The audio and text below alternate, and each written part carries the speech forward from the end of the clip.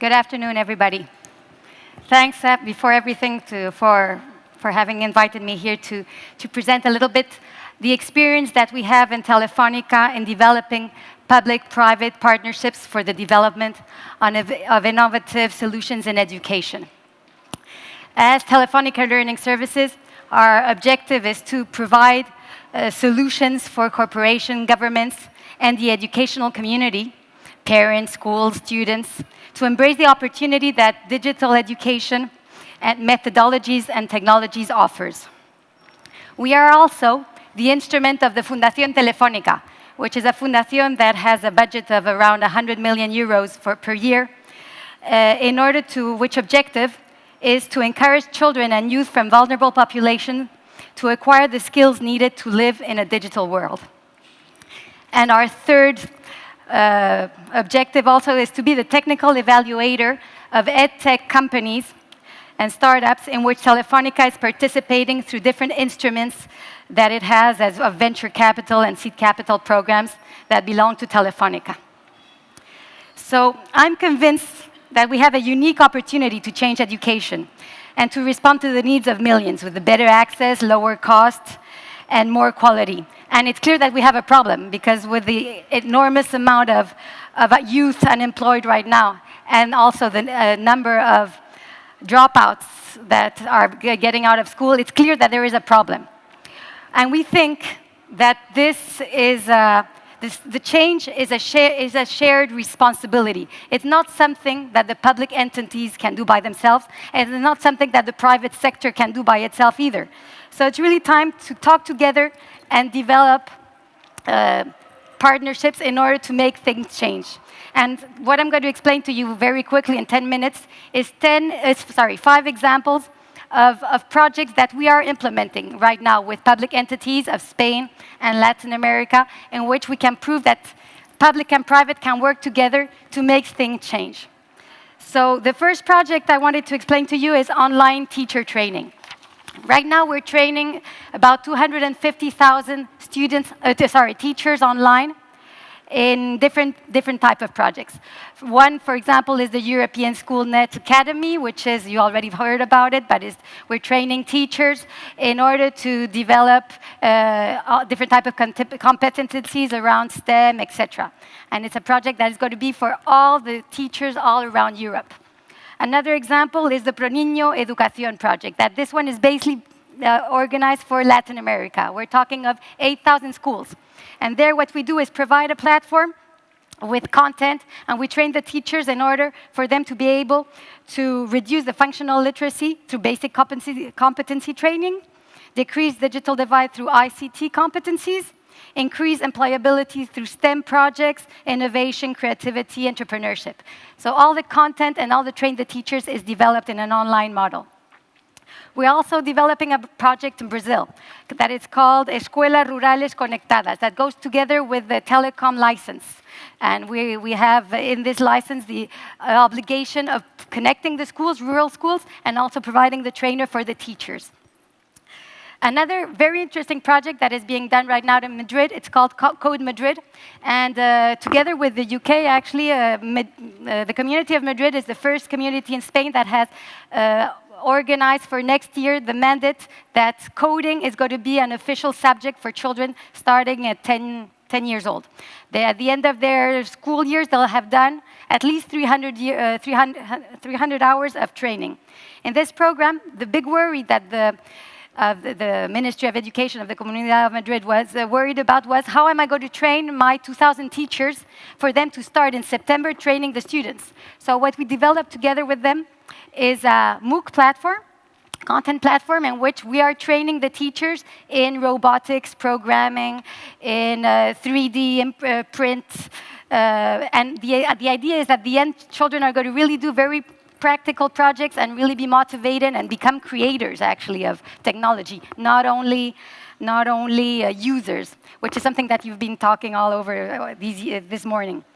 So for us, this is a very, very important project, because in 3 months, We are really going to help the teachers. The idea is that it's very difficult for them to learn from one day to the other. So we really have to make it very easy for them. So apart from receiving this training and to have this community of 2,000 teachers that are also going to share their experiences, the idea is also to prepare all the online material for them afterwards to be able to give the class in the easiest possible way for them, giving them all the different type of subjects, all the exercises they're going to do, all the practical parts, give it very easy for them because even though they're very excited, I mean, we had more than 4,000 teachers actually asking for it, and there were only 2,000 places, but really also make it easy for them because they were a little bit worried. Another example of project that we're also doing is the implementation of a holistic model around the K-12 transformation. I mean, we've all been talking about using technology in schools for the last 15 years or even more.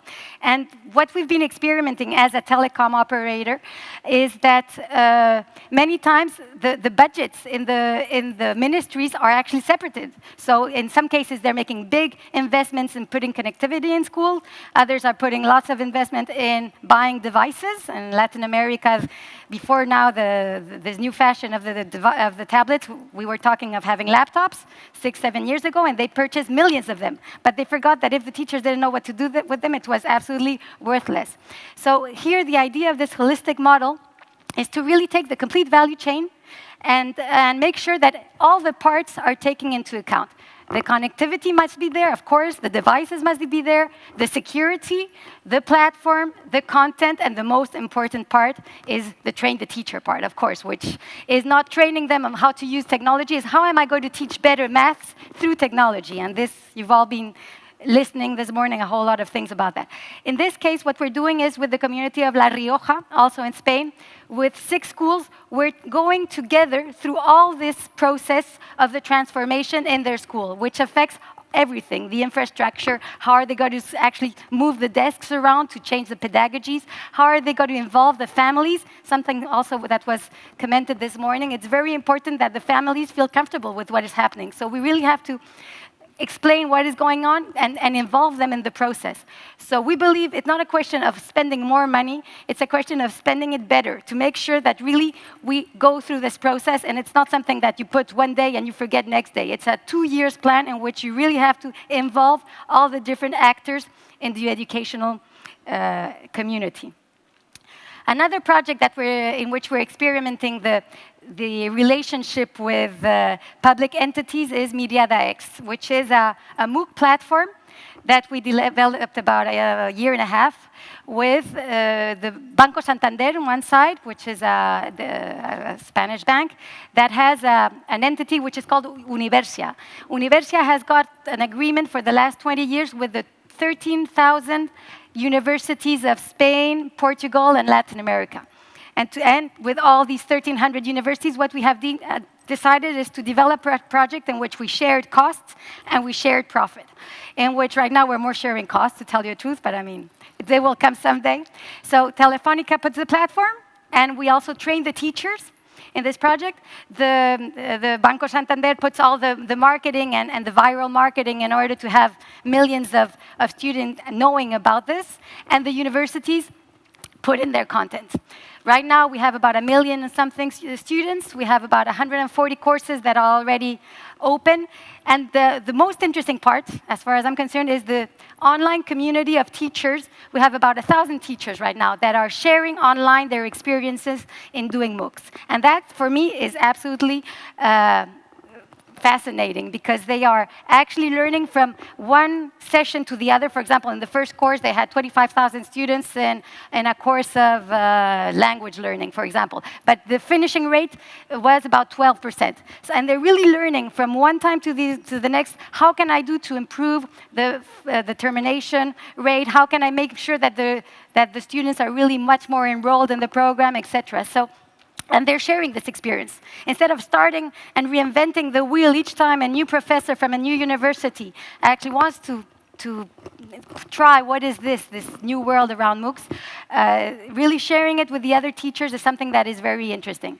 Another thing that is being a good platform as far as new practices is that most of these teachers are actually also using this content that they have developed for their own classes. They're starting to implement this flipped classroom model that we were talking about.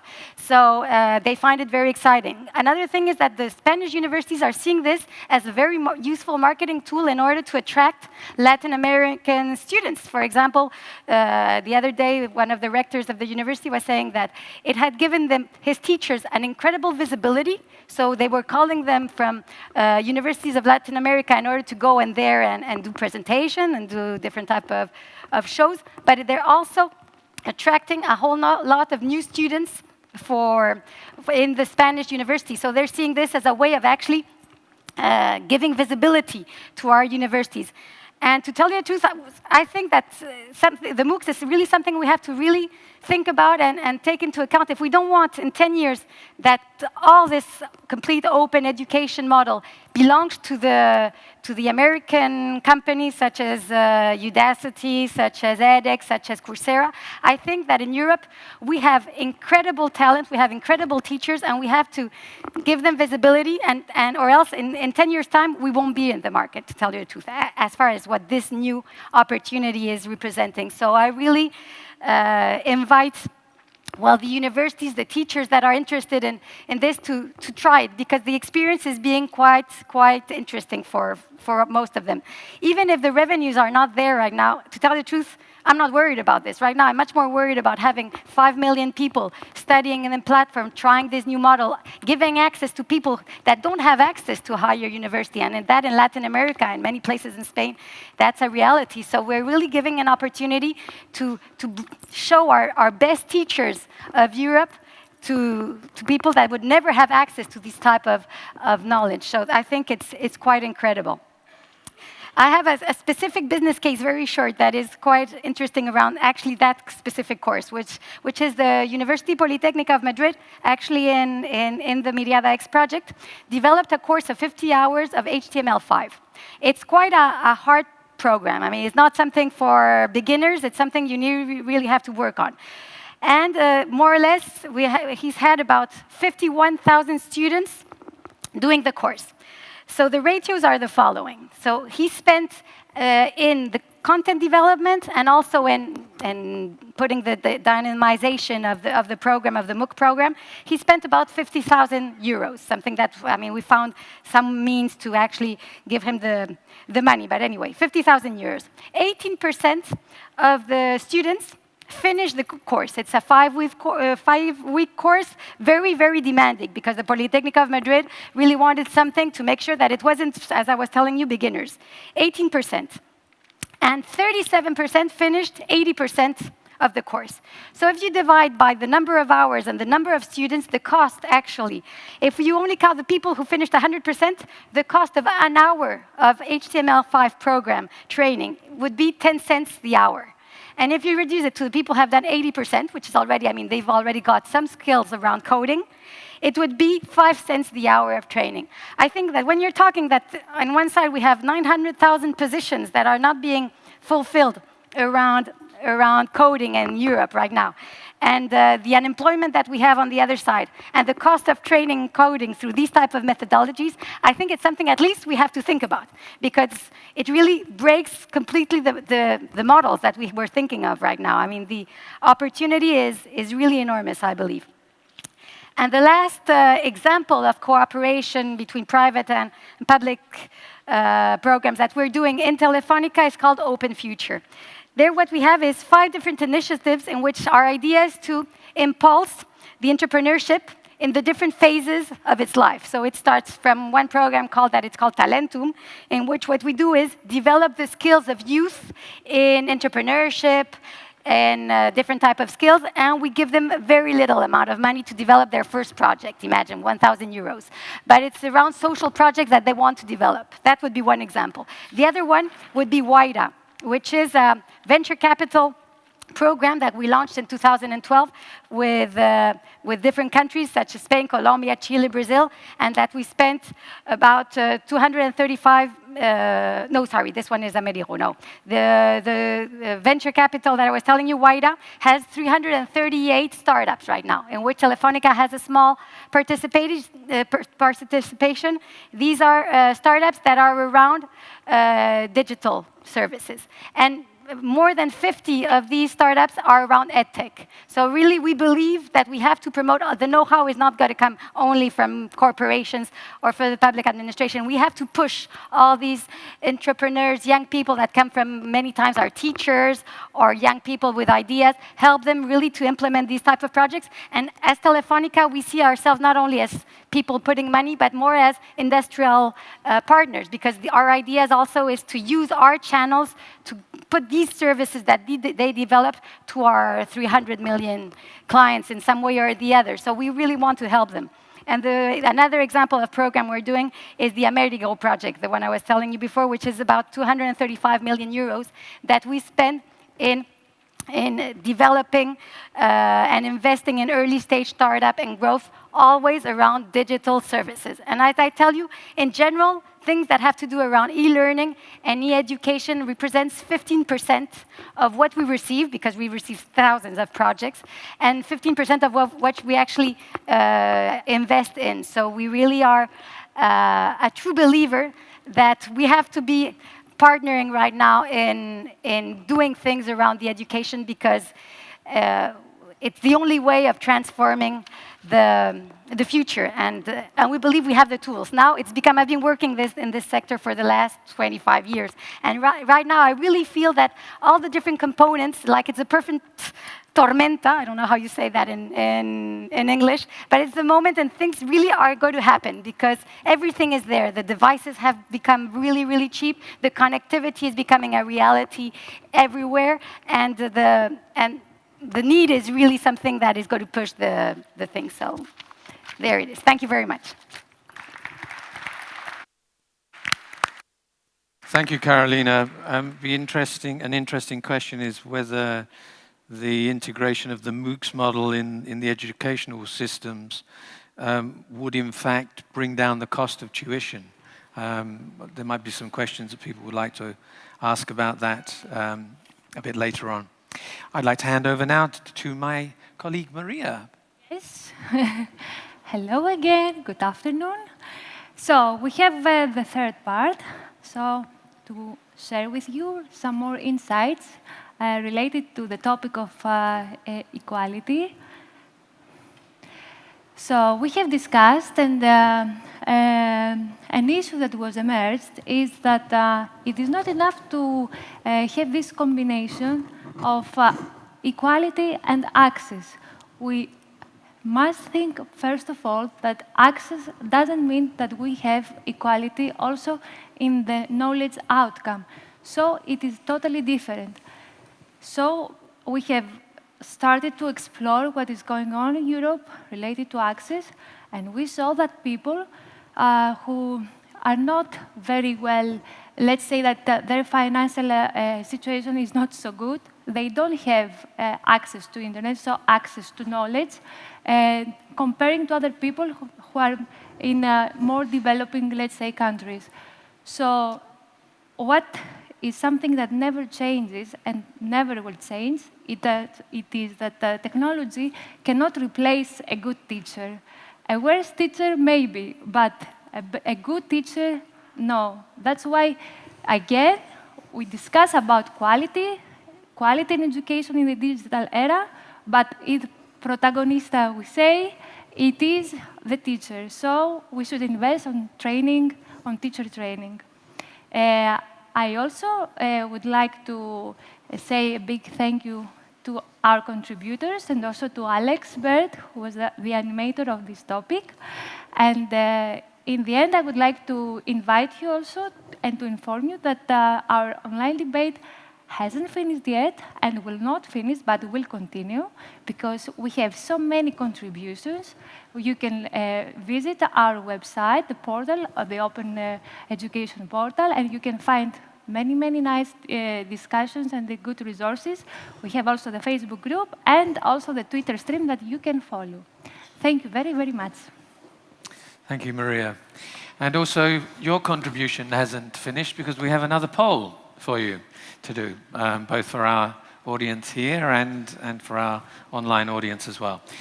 This question is, digital technologies will make good education A, more expensive and thus less accessible, B, more accessible if governments increase funding, C, more accessible if funding schemes are restructured, or D, in any case, more accessible as everybody has their own devices. So there's your question. Give that some thought and press A, B, C, or D.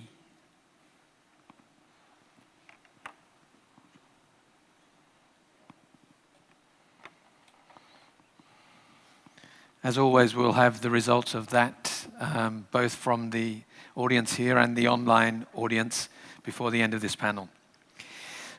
Excuse me.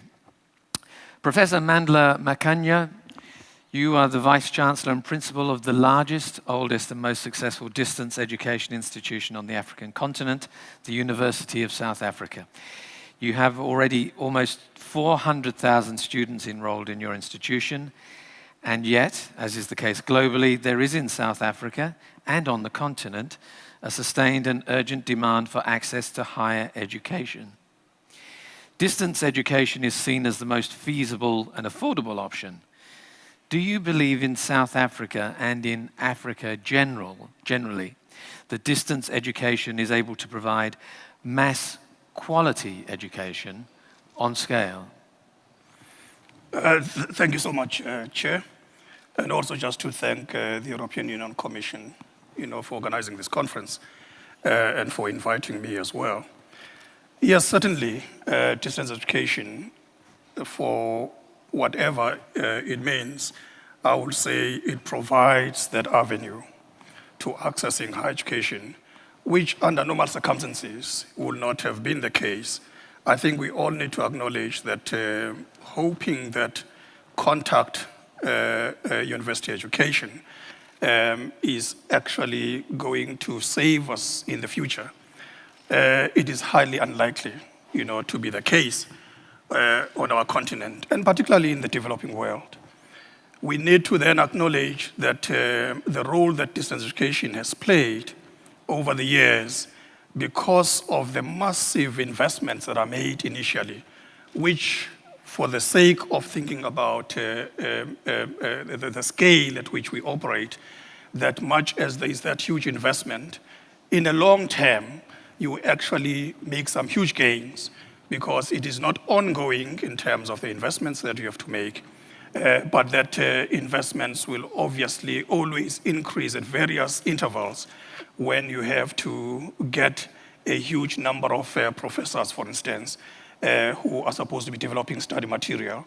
But as and when you need to move away from that particular point, and then all that happens is just the process of teaching and learning, research and innovation, and community engagement, you are guaranteed that at that point in time, there's not going to be any huge investment. But of course, you need support, because we are talking about huge numbers that we have to take care of. From members who are not necessarily going to be based at the university. In our case, we employ a huge number of e-tutors who can be drawn from virtually everywhere in the world to support our students. And the system is working exceptionally well. We've moved away from the face-to-face, tutoring program that we used to have in the past. And I can attest to what our Impulse presenter has indicated, that the affordances of technology are indeed very actually good for us in distance education, because indeed they offer more opportunities for students to actually access higher education in a manner that had never been envisaged in the past. But of course, the challenge that we are experiencing in our own part of the world is that we have a significant number of students who can't afford these gadgets on their own. So as a university, what we've done is to make investments across the length and breadth of our own country by constructing our own facilities that are well equipped technologically so that students who come from indigenous family backgrounds can actually spend their time studying in our own campuses and sending their assignments online because the work is now done online. And then when it comes to quality, we need to remember as well the point that I always emphasize, that it is dependent largely on the quality of your own professors. Because unless you have that quality, I think you can kiss our own system goodbye. That is why it's important then, with the kind of discussion that we have today, that policymakers work in tandem with the professors at universities so that we can have a policy framework that enables the work that we do rather than actually discouraging the kinds of opportunities that we might actually be having. It is also true that broadband is fairly expensive. So you'll find that students who come from middle-class family backgrounds, much as they can buy the gadgets on their own, but they complain about the cost that they have to invest in order to succeed in studying. So even if we might be talking about slashing the costs in terms of the charges that we're making as a university, in the long run, it becomes a huge cost that we pass on to the student. So those are kinds of things that we need to move away from. But otherwise, in terms of access, let me assure all of us who are gathered here that this is the future. And I don't think we can actually succeed if we don't move in this direction. On the MOOCs, it is important for us, not only in this part of the world, but across the globe, that we must participate in the development of MOOCs rather than be dependent on those who are developing MOOCs elsewhere. Because we can't afford a situation where we can be recolonized. We have to take charge of the work that we do. We must ensure that the content of those MOOCs are fully reflective of the conditions that exist within our own societies, so that learning for those particular students can at least be within reach, because the examples that we might be using they may be au fait with them, and of course, that will result in the successes that you can be expecting. So thanks. Thank you very much. It's an interesting concept there of MOOCs as a recolonizer, and I think it's, once again, MOOCs came up in Carolina's presentation there. It's something we will be addressing in the course of this panel. Lord Jim Knight was Schools Minister for the UK for 3 years under Tony Blair and Gordon Brown, as well as serving in the UK House of Lords. He's now Managing Director of Online Learning at TES Global. TES operate the world's largest networks of teachers, sharing each other's teaching resources, and he's just launching their new teacher professional development service. He also chairs the UK's main digital inclusion organisation that sustains a network of over 5,000 online centres. Jim, by helping teachers share what works for them in the classroom, they're reducing the reliance on and the cost of textbooks. Is this co-creation in education a direction of travel to help extend access to high-quality education? John, yes, I think so, and thank you for inviting me and helping me prove there's life after politics for any ministers who've come early for the next session. But that direction of travel that we see outside of education in terms of technology adoption, of moving from producer efficiency through to personalization for consumers and then into co-creation, I think is something we're only just starting to see the benefit of in education. In parts of the States, for example, you see that producer efficiency and the sort of warehousing of teachers to teach online. You see the personalization for the consumer around things like flipped learning, but then the co-creation, David's wonderful talk this morning showed some of the stats for TES Global, but I know that Promethean and Smart and various others run user-generated content sharing sites where we see some of that same phenomenon. But to some extent, I would say what I see very little of is co-creation with learners. And that's when it would start to get really exciting for education, is a co-creation of the learning itself, a collaborative learning community, as Michael Fullan described in his recent book, The Rich Seam. And as Michael said in that book, we need to see that movement from teachers delivering content for pupils to regurgitate into teachers more as coaches of learning and participants in the learning with the learners. And then what I would say to those ministers who've come early is, this is a way of getting more for less, which is what their finance colleagues will be after in these times of austerity. So co-creation is potentially cheaper. If you think about the huge cost of textbooks and moving to co-created resources by teachers, if you think about better teachers, which is at the heart of a better education system, if we can embed more learner feedback in what they do and move them away from high-stakes accountability and just being driven by content into really fashioning learning and valuing making and creativity, then I think we can get much better teaching and learning, which in turn feeds into better 21st century skills, which for their finance minister colleagues, in turn becomes better for the long-term health of the economy. So there are all sorts of positive reasons why ministers and other policymakers should embrace this. But it does mean that there are some things ministers, and as a former minister, I can get passionate about it, but that I think ministers need to do less of. So they need to get out of the way of teachers. They need to liberate teachers. They need to stop prescribing the curriculum, stop wanting to know what every 9-year-old is learning around the country at a given time of the week, but trust teachers to get on with that. Trust them around some different measures of accountability so that we're not testing kids to death, which I'm afraid when I was minister I was responsible for enforcing in the UK. Then what they should in turn do is invest in inclusion. You know, the charity that I chair in the UK looks after principally adults in terms of digital inclusion. There's 9.5 million of them in the UK who still are not sufficiently confident to go online and transact, to do their shopping, to transact with government, to claim benefit, even though that's what they're forced to do. That's a massive problem for those people in terms of their ability to access services, to improve their health equalities, to improve their education equalities. And it's a massive problem for children. You know, we presume that they have access to all of that knowledge in the palm of their hands. Most of them do, the vast majority do, so it's a fair assumption to make. But for those that don't, we have to intervene. And we have to intervene, as Carolina was talking about, more holistically in terms of their connectivity, in terms of their devices, and in terms of their skills and competence to do so. But then, in conjunction with really seriously investing in the quality of teaching, we can make some fantastic progress. But in part, that's about embracing the co-creation of education between teachers and learners. Thank you.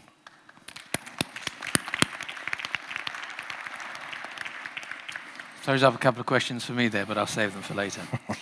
Alek Tarkowski is the director of Centrum Cyfrowe, a Polish digital think tank supporting development of open education in Poland. He's also policy advisor with Creative Commons and member of Council of Digitization, an advisory body to the Polish Minister of Administration and Digitization. Poland's been developing since 2011 public open e-textbooks.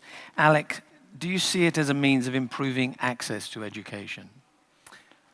I see it as a very modern Polish approach to the issue of equality in education, which has always been a fundamental value for Polish education. And that was the sort of first avenue of approach to the issue of textbooks. It's a cost issue. A lot of Polish parents believe this is one of their most significant expenses. A significant portion of them have to, for instance, take credit to pay textbooks and other educational resources costs. So the first question was how to lower these issues. But what's, I think, very important, the textbooks project was tied to a larger IT and schools project called the Digital School. And there the question was, what do we do with all the computers? Today we would probably say maybe tablets or other mobile equipment that we have in schools. We don't have sufficient software, sufficient resources in those computers. So the, I think, very smart idea of the Ministry of Education was to create within the larger IT and schools program a large open textbooks component, which means that by 2015 we'll have a set covering 18 subjects, the whole basic curriculum, over 40 textbooks. They're all digital, they're modular, they're dynamic, so they display well on mobile devices. It's a very modern approach. But probably what for me is more important that they're digital and modular is that they are open. And by open, I understand two things. There's a freedom of access, so they will be free. You won't have to log in to download them. There won't be other technical barriers. But there's also freedom to reuse, and that's mainly an issue of legal guarantees provided by open licensing, such as Creative Commons licenses. So this opens this whole field of co-creation you were talking about, and is, for me, one of the most important arguments for openness, that it combines the access issue with innovation. So you're not only making an argument that simply parents will have affordable resources for their children, but by the same move, teachers will have a sense that they can reuse content. So, for instance, with the whole debate around textbooks, where we're seeing a lot of people saying textbook is a very 20th or 19th century technology, educational technology that needs to be replaced, but we still don't know where it's going. I think an open textbook, so a textbook that's open to change, open to reuse, open to experimentation by teachers, parents, students, is sort of the best bridge. We're not throwing yet the textbook away, but we're sort of giving it a chance to evolve.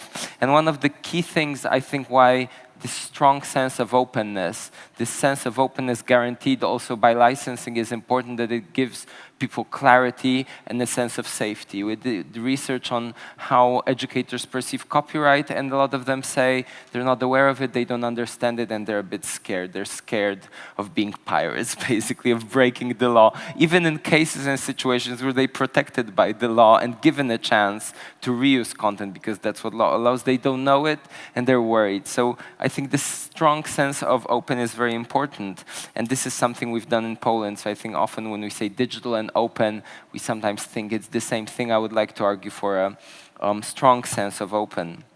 And to maybe give a metaphor, what's the alternative? What are the disadvantages of a, let's call it, closed proprietary model? I think you can think of a basic staple food like milk, for instance. So I would say a traditional textbook is like a very well-developed milk product. The milk has been processed, it's clean, it's healthy, it's packaged in very nice bottles, it's delivered to your door.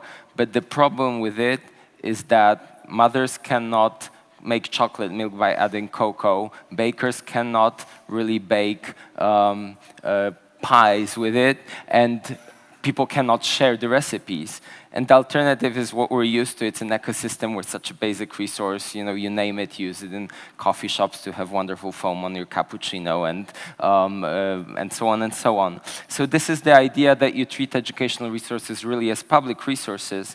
This has been stated very clearly, which I think is interesting, by the former Polish Prime Minister, Donald Tusk, who's currently the president of the European Union, who said once, also in the context of the educational program, that he believes that resources that have been publicly funded should also be publicly available as a common good. And that's the argument. This argument about openness is mainly an argument about public resources. I think there is ample space for also private funding to go into this model, but it's mainly, the important part is the public funding. So if we spend money on resources, it's a good investment to make them open. And I want to say that this is not only happening in Poland, there are other interesting initiatives. In Belgium, there's a wonderful portal called Class Cement, which is a teacher sharing portal where teachers share resources. In France, there's an educational publisher called Sesamath, which builds textbooks like a Wikipedia, which is already interesting, makes them open, and still manages to sell them and have around 20% share in the market. In Leicester, in the UK, the City Board of Education introduced openness as a rule for the system. So I think it's interesting to follow these developments. Open educational resources are also one of the founding elements of the Opening Up Education initiative, and I hope Europe will continue on this path. Thank you. Thank you for making that. Thank you for making that distinction between open and digital, which I think is a topic that often does get conflated together.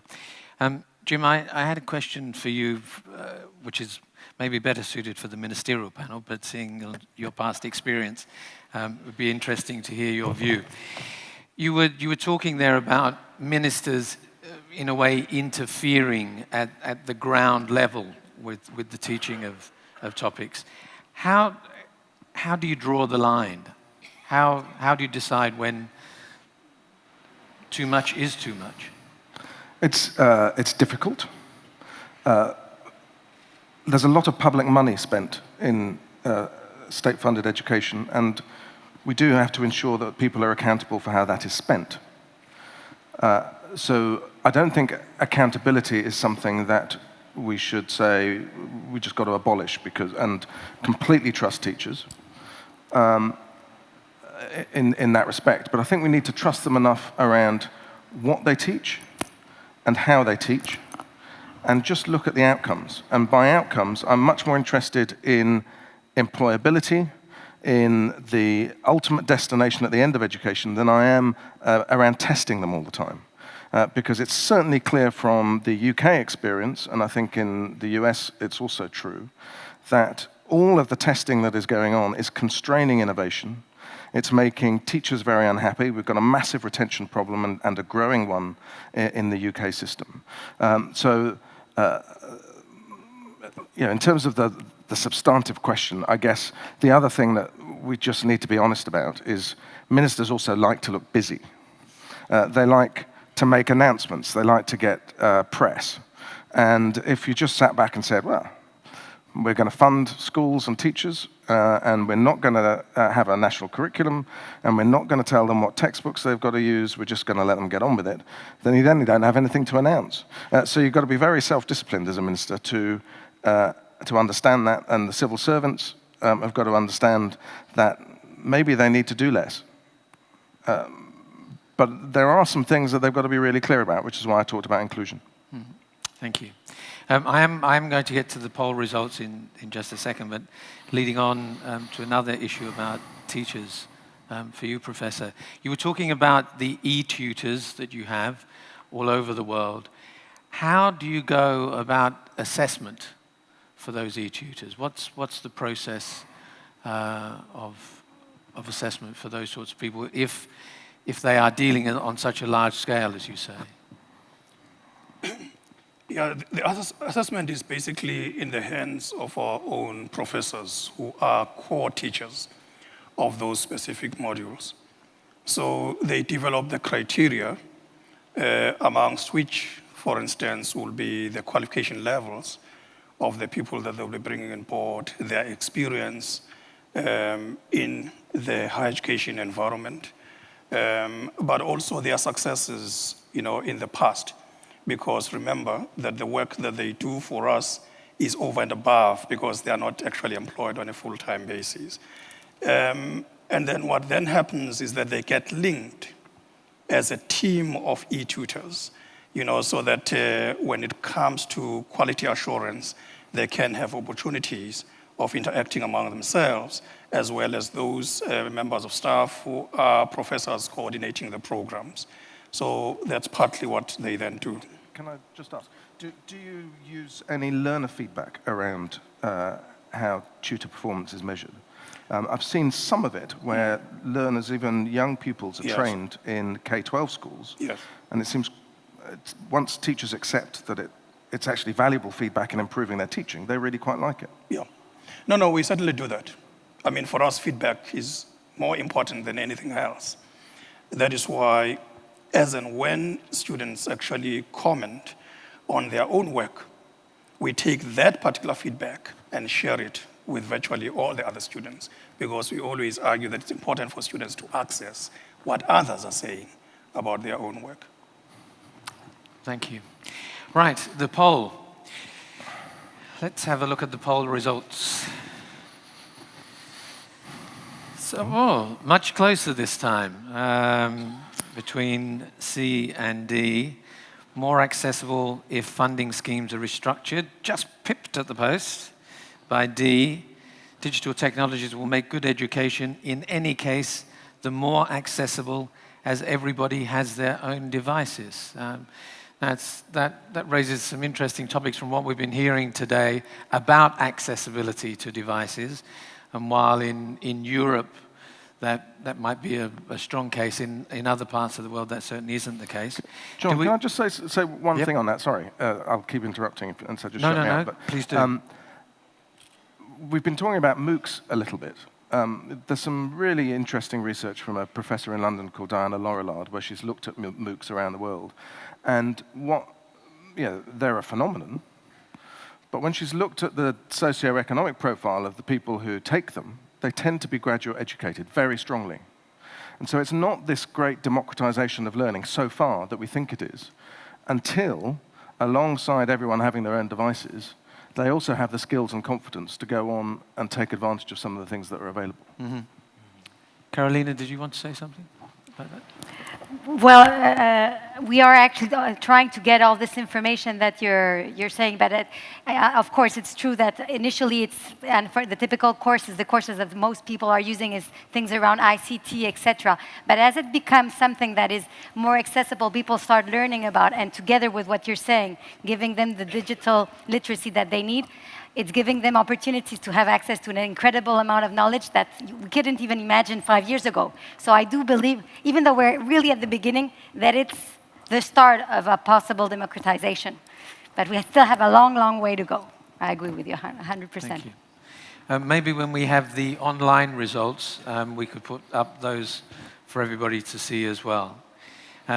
In the meantime, there we have the online voting. Similar sorts of figures, but slightly stronger for D there with the online voters. So that's an interesting point. Can yes, I comment on of course, this? Alek. I think it's sort of a delicate issue because on one hand, you can easily make an access argument which will just lead to purchasing more equipment, and as we know, this equipment is often, well, in Poland, for instance, often it's just not used because of skills that you mentioned. But on the other hand, I think it's still not a solved issue.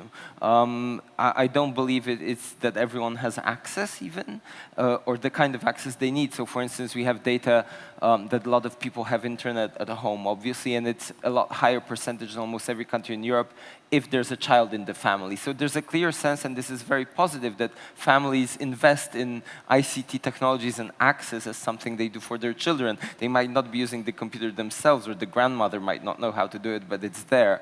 But on the other hand, for instance, there might be too many people using it, right? So I think it's still not a solved issue. And we need to balance between this idea that, yes, students can bring their equipment to school, and you don't need very expensive programs to introduce digital learning, but some of them might not be able to do it still. Thank you. Do we have any questions from the floor? There's a hand that went up very quickly here in the middle. If once again you could just give us your name and title, please. Oh. Try it again. Hello? Yes. I'm Fred Mulder. I'm a UNESCO chair in Open Educational Resources at the Open University of the Netherlands, where before I've been director for more than 10 years. I would like to follow up on Alek Tarkowski's issue and to defend, let's say, the power of open. The power of open, I think you explained very well. Digital resources is not the same as open resources. And I would like to confront that idea with the discussion that we've had today on competition versus collaboration. And that's a difficult issue you might think of, because when you're talking about open educational resources, that is about sharing, and sharing is about collaboration. And you see a lot of benefits from sharing. Now, there's still competition will be on the table, of course. It's important. I would like to nuance this issue of the power of open, because open education has more than one component. One component is the open educational resources, and the other components are to deliver open learning services, to deliver the human effort to do teaching, to be open to the demand side of the labor market, and so on. So we don't have to worry about competition. Competition will be there for all the other components in open education, except for, that's my point, except for the open educational resource, because there the benefits are completely clear. The benefits of using open educational resources are to increase accessibility, to increase efficiency, and to increase quality. Who can be against that? Nobody, I would say. So it's for the governments, I think. And I would also like to second Alek Tarkowski's call upon the European Commission. You started a very nice launch initiative, September 2013. It was called Opening Up Education. That had to do with ICT in education on the one hand and OER on the other hand. I would like to call upon the European Commission and the national governments in the different member states not to forget about the open educational resources. The power of open is extremely useful, extremely worthwhile. Is there anything you wanted to add, Alek? Maybe one more point that's important to make. I've been talking about resources. I would say openness is like a technology. It's not a piece of hardware, but in the end, it's a technology. So obviously, we need to add to it other elements. I tried to show in my short talk that openness supports, for instance, teacher training. So what better form of training yourself than adopting the whole co-creation model, right? We're used to teacher training, say, university pedagogy course. I want to see more teacher training, just hands-on, just as we want the students to learn. But I think another very important element that maybe hasn't been mentioned are business models. Because obviously, open education often functions as a public resource, but there's also a need to build business models around it. This is obviously a challenge. Open Educational Challenge is an interesting example where we look for these models, and I hope they'll be developing over time through such projects as we saw today. Can I just add one thing around open education resources, which are, as Fred said, you can't argue against them. They're a great thing as a generator of huge amounts of value in the system. But we're also observing more teachers who, when they're not at school, when they're not working, in their spare time, are starting to create resources, write books, run training, which they do as a sideline to earn a bit more money. Mm-hmm. And Alek, you mentioned Leicester.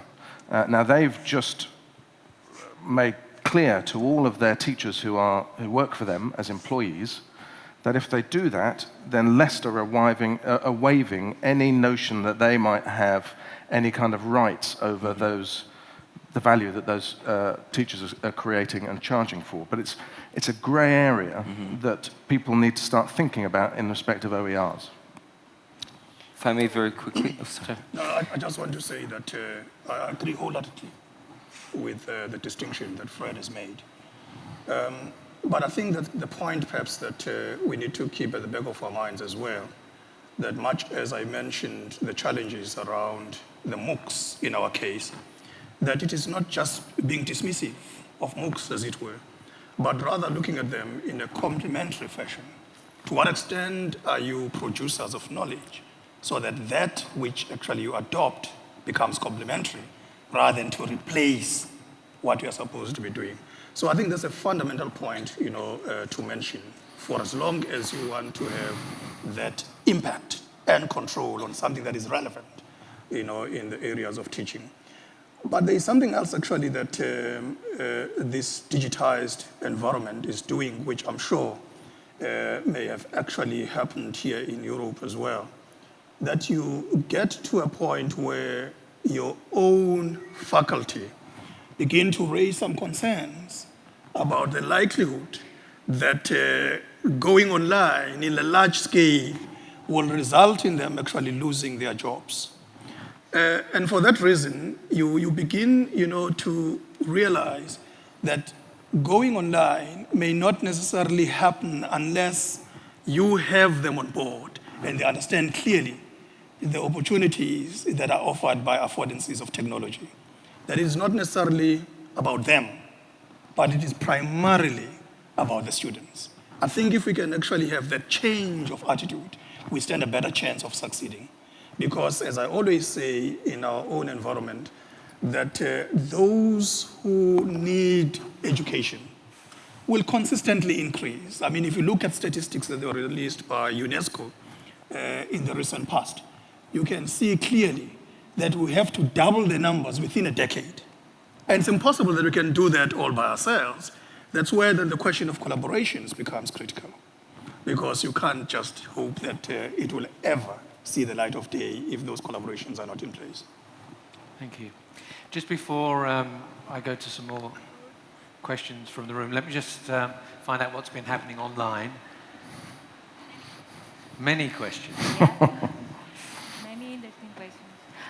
Can you hear me well? Okay. Yes, we can hear you. Okay. What can we do to ensure that every child in Europe has access to the best online learning opportunities? Anybody have an answer to that very complex question? Well, it's in the end, it's the holistic approach again, isn't it? In my country, whilst, as I said earlier, there's 9.5 million people who are currently not online, when you look at parents of school-aged children, so essentially when you look at families, as Alex said, is much higher, so it's somewhere around 95%. So in my country, we just have to finish that 5% off in terms of getting them connected, getting them with the devices for learning, not just devices for texting and tweeting, and then make sure that teachers have the confidence to use the whole range of technologies appropriately for the individual learners. It's a small task. Alek? I would say that the part we need to deal with is best in this question, because they're already online and they're learning, if you talk about children, but they've built in a way their own, let's call it a bit, I think in a good sense, an underground or an alternative educational culture. You know, if you look in your country at the statistics of the most popular website, I'm sure in the top 10 is for sure Wikipedia. It's an educational resource, so you might have doubts whether it's good or bad. It has a lot that's good to it. And secondly, there might be some kind of site where they have, you know, ready-made essays or answers to test questions. But this is all bottom-up, often supported by some business. What we need to do is make sure that the schools are just as present, the educational systems are just as present, and sort of the official institutions also participate in this online educational environment. Thank you. We have time for 2 questions. We certainly have time. We'll make time for 2 questions. So, how do we ensure that all publicly funded resources are publicly available? Professor. Well, I mean, I'm not sure whether I've grasped the question, but it goes to the heart of what my fellow panelists had indicated, that for as long as we use public resources, that whatever we then do should be accessible, you know, to the public. Otherwise, it will go completely against what is our common understanding of that expenditure. Jim? Sorry, there's 2 things. I think I just have to say in response to that. One is, if you have a strong choice-based system in terms of your schools, then you end up with competitive schools, and they start to want to hang on to what they've generated with their public money and not share it because it's part of their own IP that they're competing with other schools over. And the second is, the more you allow in the big private sector providers of content and pay public money for that, the less likely that that will be shared because that's the IP of the private sector. Thank you. Carolina, would your view be, I'm going to ask you a slightly different question. Oh.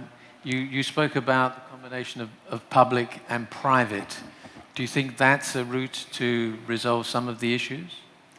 No doubt about it. I mean, it's clear that, and in Europe we have a problem. So we need to find new models of working together in the projects. And many of the projects, all the projects I was explaining you before about, is projects in which the private sector is participating without any money around it. I mean, it's really because they believe that they have to be an agent in the transformation, because it's all our future that is in stake. So I think it's the only way, because we don't have any money anymore. So we have to see how the one that we have, we spend it the best possible way.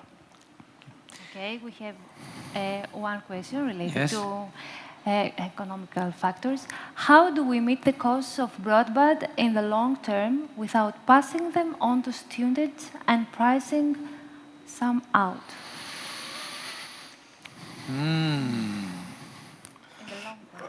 We're talking in the long run, not in the short term. Not that that's much help, but... I mean, I'm happy to start again, but in the environments that I'm familiar with, we have telecoms companies who are regulated, and you could factor into the licensing of telecoms and the sale of spectrum that schools are connected for free. You could do that. We could decide that there's a really good public benefit out of doing that. In Alberta Bell were required to ensure that every last public service building was connected. They had quite a clever mechanism whereby involving local internet service providers. But you can find ways of regulating telecoms, which Telefonica might not like so much. No, we're doing it already. I mean, it's already happening in Latin America. Many of the bids include connecting fiber in all the rural schools or putting, so that is already happening in some ways because it's the only way, it's clear. Do you have a view, Alek? I would add to it that I think a good model is where we can have the basic resources needed as a public good, and I mean things like textbooks, educational materials. This still leaves space for parents, for people who want to get educated, to purchase additional services and to create a robust competitive market. Even in Poland, textbook model, there's the basic curriculum and there's still space for the additional content at higher educational levels or facultative subjects. So I think, but we should ensure, and this is doable with digital technologies, that this basic level of equal access is available in Europe. And I think that's a fundamental thing to be able to, in a few years, not talk anymore, at least about this basic level. Professor, in South Africa and Africa generally, what's the situation? Well, look, it's happening, but the pace is very slow. But we are simultaneously also facing another interesting challenge where we are fleeced by the private sector. I need to say that softly. Fleeced, was that the word? Yeah, okay. Do we have any more questions from the room? Graham, you had your hand up. Yeah, I think you should say it loudly. Why is a mobile... Just a second, hang on, so everybody can hear you. Just wait for the microphone. Sorry, the gentleman, the professor, I think you should say it loudly. I mean, why is a mobile data connection 3 times more expensive in South Africa or Ghana than it is in Europe? You know, we've heard a lot of platitudes about access and how wonderful it would be if we got MOOCs to all these poor people.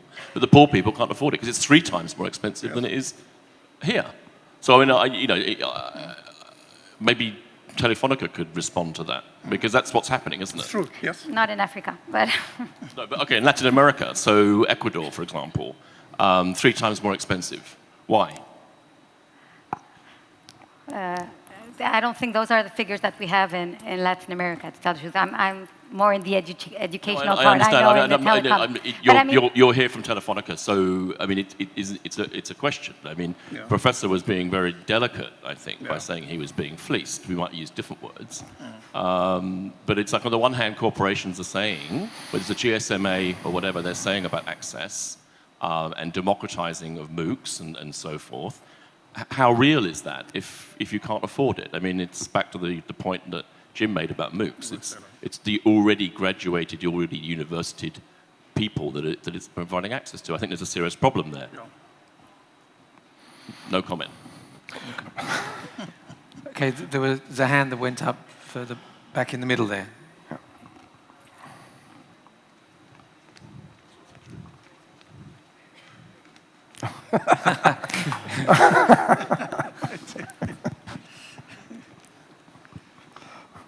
Thank you. I'm Ivan Turatti. I represent an international association of media experts called the Net1. I have a question for all of you. That is, one of the objectives of an education system is to create an identity of the nation. We are here creating that European nation today, and Europe has done it very well with Erasmus and with Youth in Action projects and all these things, but they're still for just an elite, just for some young people or some person that have done that. Are we ever going to get to an European education system with common things, of course, respecting the local identities and everything? Alek? Well, I can only speak at the level of what interests me, and I think openness, again, here is an enabling technology, as I called it, or a solution, because one of the most obvious reuses you can think of is translation, and not just this automatic translation into a language, but the adaptation, which is even sort of more challenging, but also more creative. And we're seeing that one of the championing open projects is Khan Academy. And if you look in a lot of the European countries, one of the strongest grassroots activities is just taking those videos and translating them. And that sometimes requires funny things like replacing American multiplication signs, the crosses with the, in Poland we have a dot, for instance. You know, it's somebody's doing a lot of work putting those dots in there. But so I think that's a step ahead. We talk in Europe a lot about harmonization that usually concerns markets and services, but you're right, I think we can talk about a harmonization of educational vision. Jim? Well, in my highly Eurosceptic country right now, they would characterize an education system that reflected the European culture as probably one where you were regulated as to how you sat at a desk, and the desk itself would be regulated, and you'd have to fill out some forms when you arrived. So obviously I don't, although actually education ministers in the UK would probably quite like that, I don't agree with that vision. However, would love to see not only Europe reform itself so that we can get away from that stereotype, but that's for another debate, but I'd also love to see one that really celebrates the free movement of ideas, that sits alongside the free movement of people, and bringing in voices from all over the European Union into classrooms as a routine thing, and having that sharing, I think, would be a wonderful demonstration of the very positive vision of Europe that I believe in. Yes, we have a lady with her hand up in the middle over here.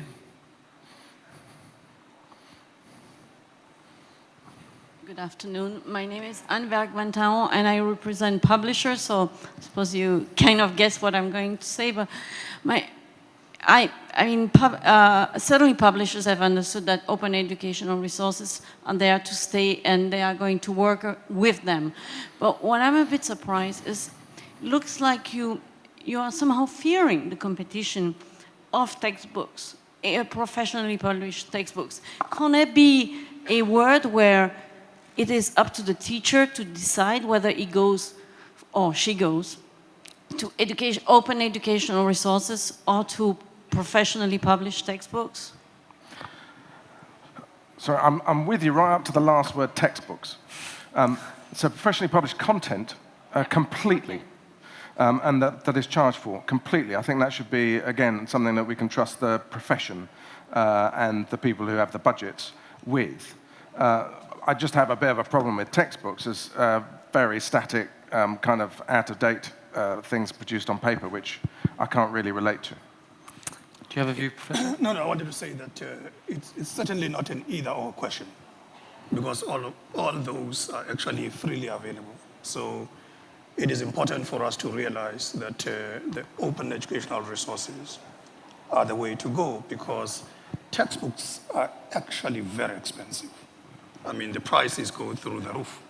So to expect students to purchase textbooks is actually in itself, a problem. I would agree. I think there's space for cooperation or fair competition between commercial resources and open educational resources, but the prices need to be fair. Yeah. And that's one of the problems we face. But I think one interesting thing when we think about this mixing of types of resources, we even see publishers who are starting to use open educational resources, because that's an important point. They're not just for non-commercial sharing, they're also for commercial use. And I think there are starting to be very interesting models where publishers are moving into digital platforms. Such resources just are very useful content to fill the platform. And I think it's good we're looking for these complex ecosystems of resources. A few weeks ago, I met with a startup based in Kenya, yeah, where they're moving to renting textbook pages by the page at a micro price, so that it becomes affordable for people in Africa, which is a very interesting notion. Do we have any other questions? No other questions? Is there anything online? Question related you have an to interesting MOOCs. question, good. Yes, because we didn't have many questions about MOOCs, and the topic is very interesting. Okay, here it said, how can we believe that MOOCs can be effective in teachers' training if data says that only 10% of MOOCs learners finish the courses? Well, Carolina? With the information I have, in our case, the average is not 10, it's 20%.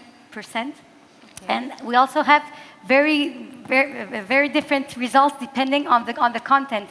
Some of the courses we're doing have about a 68% finishing, and others maybe end up with 15. So that's where I was talking about having the teachers share their experience in order to improve the finalization rate of the students. So we're at the beginning, and I think MOOCs can improve dramatically with virtual laboratories, etc. So we're really just starting. Right now, what we're doing in the MOOCs sometimes, for people that have been working in the e-learning market, actually is like going back 10 years back, because they're not sophisticated, it's like a long lecture, etc. But we're seeing how the teachers are really changing the pedagogy when they start seeing the results. And what all the teachers do tell us is the experience of getting the results of a course with 20,000 students compared to a course with 50, the information I gather is so interesting in order for me to understand what am I doing well, where can I have to put more focus on. So I think it's very interesting, not only for the students, but also for the teachers in order to understand how they can actually improve the way they teach.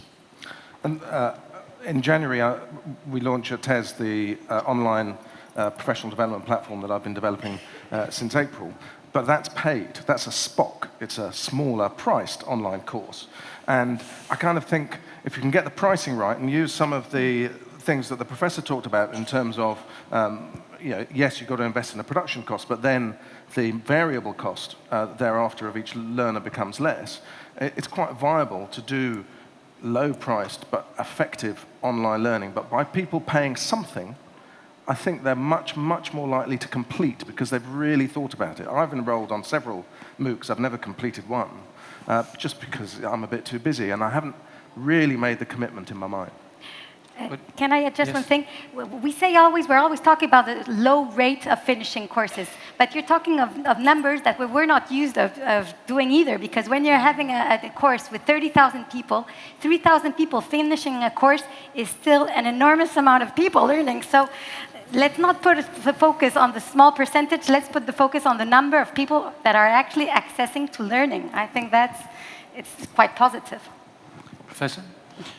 Well, look, to be honest, insofar as it avails opportunities for learning, that is fine, but it remains there.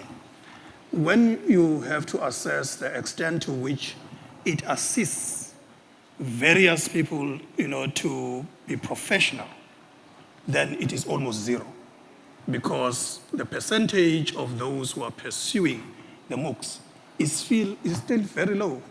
I mean, as he indicated, that it is those who are already in the field, who are pursuing postgraduate programs and so on, so which explains the disinterest.